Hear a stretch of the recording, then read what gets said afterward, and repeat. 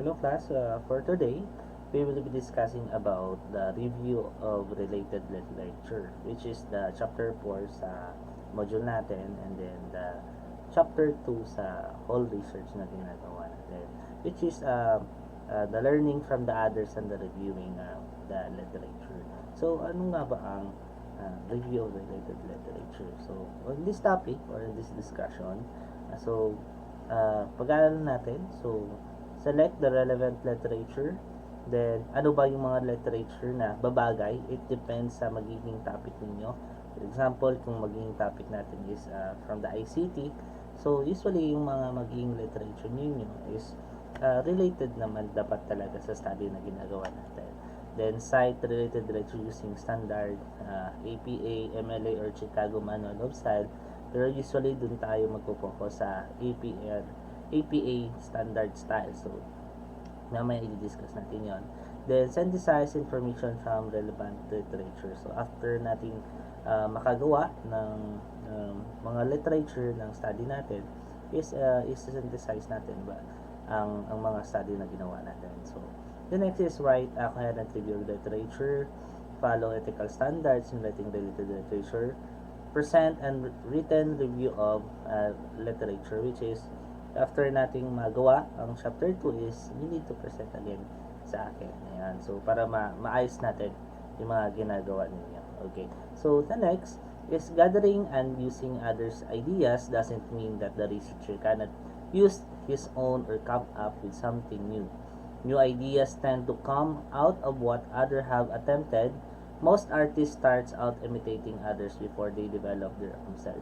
So, meaning, hindi naman pwede na gumawa ka agad ng isang study or isang research na hindi ka dumaan or kumbaga, hindi mo tinignan yung mga ibang mga research. For example, is, ayun nga, sabi nga dito is, hindi naman pwede yung artist na nag-uumpisa pa lang siya is, mag-start talaga siya ng sarili niyang design or sarili niyang ginagawa. So, sometimes yan is may kumukuha siya ng inspiration sa ibang mga arts or kumbaga may mga ideas sa ibang mga arts din.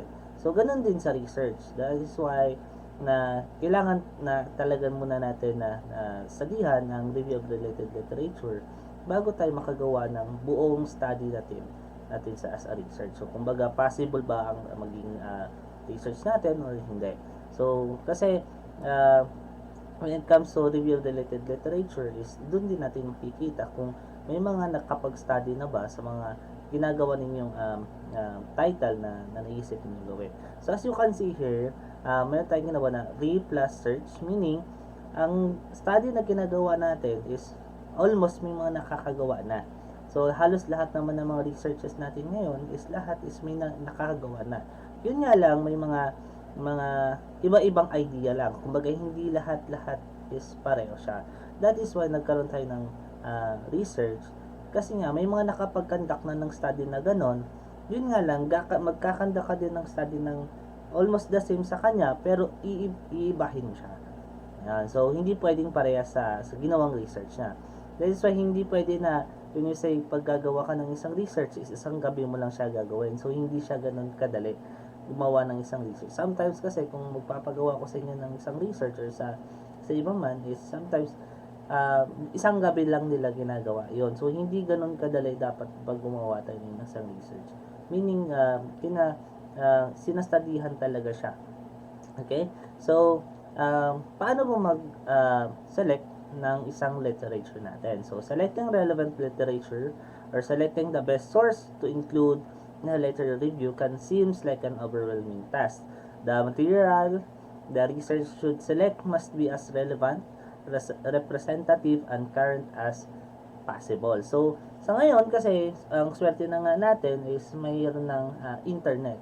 So, noon, ang mga kumukuha man ng review of related literature is more on nasa library pa siya. Sa ngayon is, one click away is pwede ka nang makapaghanap ng mga study online. Yun nga lang, hindi lahat ng nasa online is tama. Or kumbaga, hindi lahat ng mga ginawang study noon is pwede mong gawin or ilagay sa mga researches natin. So, sabi nga, is dapat relevant or representative and current as possible. So usually yung mga topic naman ninyo is more on ICT, which is mga bago ngayon na study, and then usually yung mga ginawa ninyong title is more on mga um, current problems na nangyayari dito sa atin. So, searching for a source of relevant literature. So, paano ba tayo maghanap ng mga sources natin in terms of review-related literature?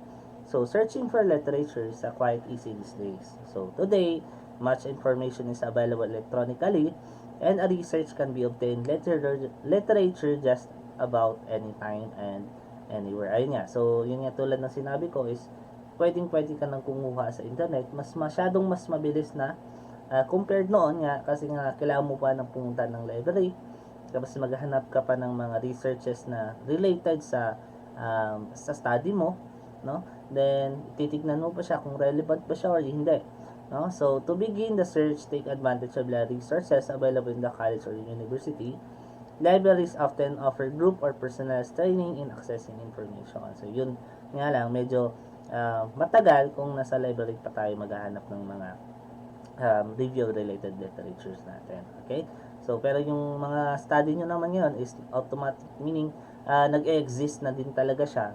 So, mas madali tayong maghanap sa online. But, make it sure lang na tama yung kinukunan natin information sa online. So, as student research, will be exposed to search engines and database and procedures for accessing or requesting books, journals, articles, and reports that related to the topic. So, yun nga. So, kumbaga, ang chapter 2 natin or review-related literature natin, sa lahat ng chapters sa isang research is isa siya sa pinaka mahirap gawin. Ayan. So, yung akala ng iba is ikakopy mo lang siya sa internet tapos ipipaste mo lang as review-related literature mo is tapos ka na. Hindi siya ganoon. Kasi maghahanap ka talaga ng mga relevant topic, literature na babagay sa study natin. No? Then, may mga proper citation pa tayo gagawin dyan. Which is, i-discuss natin yan. Kung paano ba ang tamang pag-cite ng mga authors natin. Okay? So, although information is also wide available through the World Wide Web, not every site offers credible information. Ayan nga, yung sinasabi ko na hindi lahat ng nasa internet is tama, and then hindi lahat ng mga sinasabi sa internet is yun na yun, no? So, marami kasi sa atin na hindi muna binabasa yung mga information na nandoon, then ika-copy paste mo lang siya tapos ipo-post mo lang or isasubmit mo lang siya gano'n. So, make it sure talaga na relevant or tugma sa study na kinakandak natin. Okay? So, a researcher can learn from the library about criteria to evaluate the legitimacy of information. So, yan. So, make it sure lang na legit ang kinukuha nating information as review-related literature natin. So, citation have the same three elements regardless of the source. So, number 1 is the author. Dapat nandun siya pag magsasite tayo ng review-related literature. So, publication year, kung kailan pinablish yung article na yon or isang research na yon, and then the page or paragraph number. So, usually, ang paragraph number or ang page number is nasa mga book pa siya. Ano? Kung sa book kayo kumuha ng literature, usually yung nilalagay natin dyan is page number. Pero naman kapag doon kayo kumuha sa electronically or nasa website or nasa internet, usually yung kukunan lang natin dyan is yung paragraph number. Like for example, yung sinite nyo lang doon, yung nasa part ng 3 paragraph, nasa pangatlong paragraph siya, ilalagay mo lang doon is isa-cite mo lang doon na pangatlong paragraph siya. So, mamaya tuturo ko din kung paano tamang pag-cite ng literature talaga. So, the page of paragraph number where the researcher finds information is required for the quotation but is optional to paraphrase information. Citation is in research paper are necessary to provide credit to the proper source. Failure to cite properly could result to plagiarism. That is why kailangan talaga natin siyang i-cite kasi para hindi tayo kasuhan ng plagiarism. Especially kapag ang study natin is ipapublish natin siya national or international man siya. So, kaya kailangan talaga na once na may kinuha kang information from the other literature, like for example sa book or sa internet, is dapat may proper citation talaga tayo. Kasi for example, ang isang study ninyo is pinublish nyo na siya sa national, meron yan tinatawag na chine-check nila ang buong researches natin, and then if umabot siya ng almost 70%, I think, ng research mo is kinopy-paste mo lang, is hindi siya pwedeng i-publish national or international. And then baka malaman ng mga authors na kinuha mo lang doon ang mga article nila without proper citation, is pwede ka nilang kasuhan. And I know ano naman kayo sa mga sa mga proper citation natin or sa mga tinatawag na plagiarism. Ayan. So may mga cases na nangyari talagang ganyan. One of the cases na nangyari sa ganyan is yung kay Tito Soto, na meron siyang kinuhang parang article sa ibang bansa, tapos tinagalog na lang, tinranslate niya sa Tagalog without proper citation na nandoon nang galing yung ginawa niya, and then kinalaman ng mismong author, and then kinasuhan niya si Tito Soto. Ayan, so balik tayo. So this is the example of citation with a paragraph. For example, the research found many students are highly confused about citation. So napapansin nyo, may nakalagay dito na open parenthesis, true and noble, then 2009. Ang ibig sabihin niyan is yung nagsabi nito ng research found ng site na to is si True and Noble, and then pinablish siya noong year 2009. They also indicated some students received enormous information about citation or some professor too lenient with them, causing even more confusion. True and Noble 2019 pa rin. So sinite pa din niya. In fact, Jonas 2011 found 19 out of 100 student agreed citing works should seem like a complex maddening process. So page 64. Ayun, sa book na nakita. Ito. Note 4 main elements in this example. Source are cited after every sentence which they use, rather than just at the beginning or end of the paragraph, even if each sentence uses the same source. For example, ang kinuha natin is may kinuha tayong isang paragraph lang. It's either pwede natin ilagay sa unahan or nasa likuran. Example is, according to True and Noble 2009, researchers found many students are highly confused about citation. Pwede din siyang ganon. So, dapat pag kukuha tayo ng information or ng mga literature online, is dapat naka-proper citation, katulad dito. Parenthetical citation appears within the ending punctuation of the sentence. So, yun nga, dito siya nakalagay sa pagkatapos ng sentence natin, no? So, in fact, Jonas 2011, papansin nyo, sinite niya pa din, according kasi kay Jonas daw, kay Jones, is mayroon siyang sinabi, no? So, publication year appear after the author for in the text citation. In the text citation, True Noble, while quotation page number appears in the quotation. Bakit nilalagay pa ba ang page number in terms of citation, or paragraph number in terms of citation? Ganito kasi yan. So, what if ako ang nagbabasa ng study ninyo, no? Tapos na mayroon kayong doong paragraph na part na medyo interesting. For example, yung ginawa ninyo is mayroon doon nakasite na about artificial intelligence. At ako, nagsastudy ako ng artificial intelligence. So, medyo interested ako sa sources na ginamit mo. So, paano ko makikita yung sources na yon? So, meaning, makikita ko agad yung book niya or yung author nun. So, kasi after nyong isite dito sa review of literature natin, is ilalagay nyo din siya sa mga references na kinuna natin ng mga ideas or mga ng mga ginamit natin sa research natin. So, doon ko din mismo makikita sa references natin na yun yung book na yon. Or for example, sa online ka na kumuha ng idea or ng literature natin. So, kailangan mo din ilagay sa references natin kung anong website yung ginamit mo. For example, kumuha ka sa isang website na may merong researches na gusto mo. Yung mangyayari doon is hanapin mo kung pang ilang paragraph siya, and then yung ilalagay mo din doon, and then yung mismong website niya is dapat ilagay mo din sa references natin. So the full word and is used for an text citation with a person symbol and is used for parenthetical citation. So meaning dalawa sila ang gumawa ng study na yon. So next tayo. So American Psychological Association, APA, means style is the most frequent use within the social science in order to cite the various sources. That is why APA format yung gagamitin natin. Kasi pinaka-relevant sa atin yan, especially sa computer science or nasa IT man.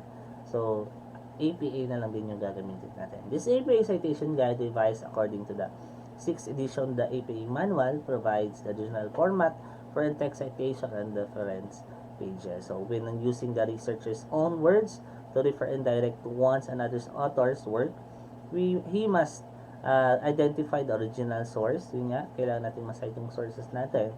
A complete reference must appear in the reference list at the end of his research paper. So, yun yung tulad ng sinabi ko kanina na dapat naka-state talaga sa mga references natin. Dapat kung may kinukuha man kayong mga references online is dapat naka-state yan sa pinaka-last part natin. Kaya take note, wag lang tayong bastang copy ng copy sa online. Kukunin din natin din yung mga sources natin, especially yung mga website. I know usually nasa website tayo kumukuha kasi hindi naman kayo nakakapunta sa library natin para magkumuha ng mga literature review doon. Okay. So, authors, for example, kung magsa-cite tayo, no, sa mga authors, kung paano ang tamang pag-cite natin. So, if ang author niya is isa lang, in the most cases, providing the author's last name and the publication year are sufficient. So, kapag isa lang ang author natin, usually ang ilalagay natin dyan is the last name and then the year published. Ayan. So, kung anong year siya na-publish. Compare the reaction times with the paragraph. The reader need not include the year in subsequent references. Ayan. So, for example, Serrano 2016 compared reaction time. Serrano's also found that. So, pwede, as you can see guys, in-state nyo muna ang Serrano 2016, no? So, na-state na niya kung kailan niya ipinablish.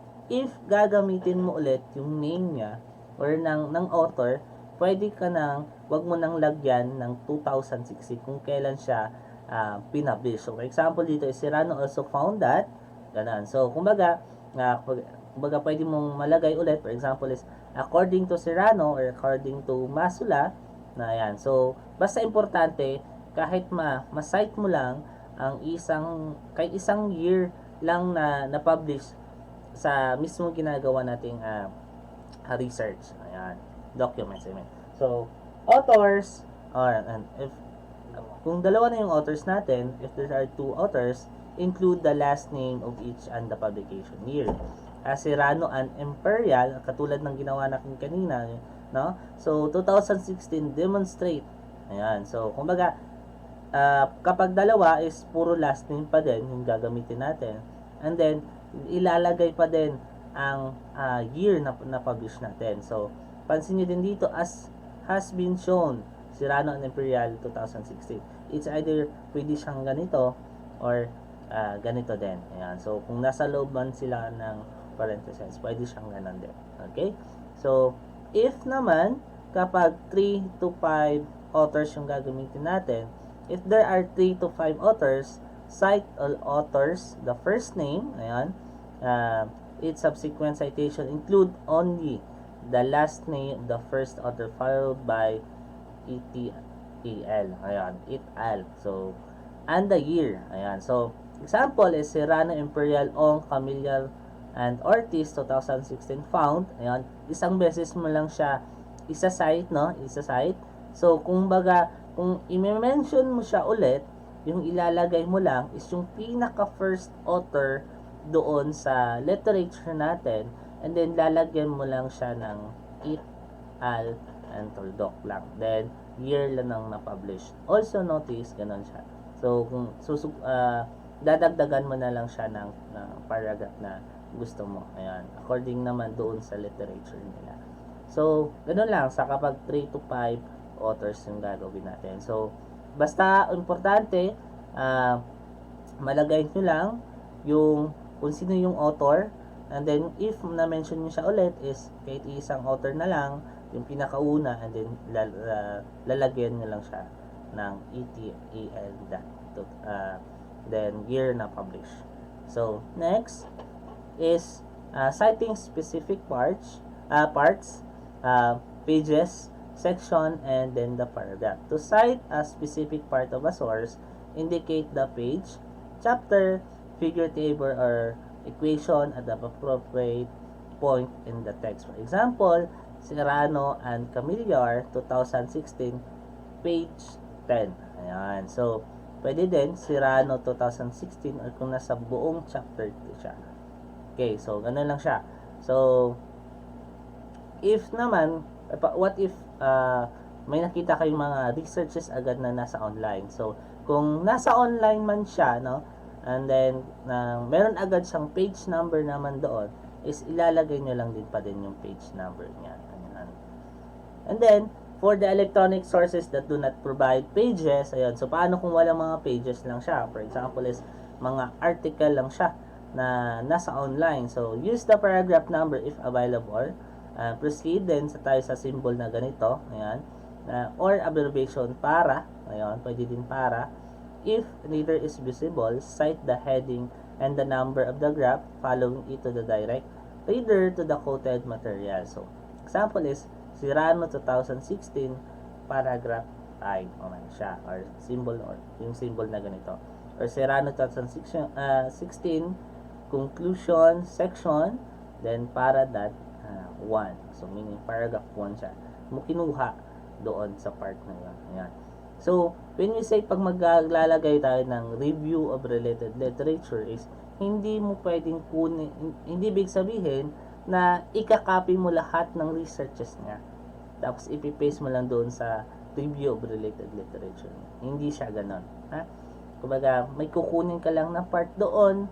It's either one paragraph to 2 paragraphs or ilang paragraph mo yung kukunin. Basta na proper site talaga siya. Okay?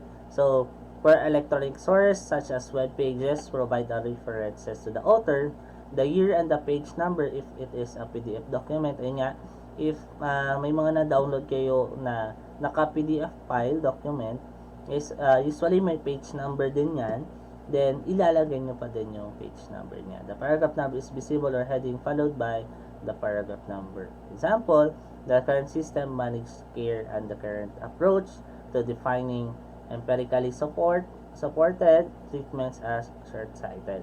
So, sinite niya ulit na Serrano 2016 conclusion section. Ayan. So, kung anong section siya kinuha, kumbaga kung nakuha niyo siya as background of the study or nasa mismong recommendation, is dapat i-proper cite natin siya, and then kung anong paragraph natin siya kinuha.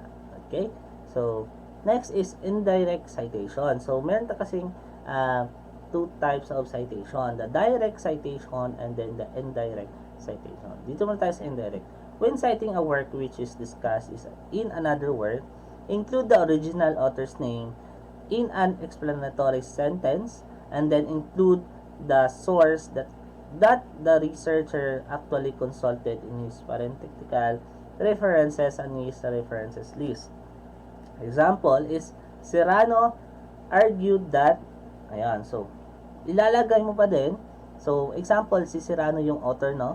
Ayan, so, as cited in Camillar 2016, doon, kumbaga saan siya na-cite, ayan, then always take note class na once na mention natin yung name or ng last name ng author, kapag nagsa-cite tayo, kapag doon din mismo sa references natin, for example, nilagay mo doon yung title ng research niya, and then dapat sa last part niyan is malagay yung full name ng mismong researcher natin. Hindi lang sa last name yung ilalagay natin. So, sa last part pa naman natin siya i-collect or i-check yung nasa part ng references natin. Kaya kailangan nyo na agad na i-collect lahat ng mga references ninyo. Huwag nyo basta mag-copy lang sa internet na ganun.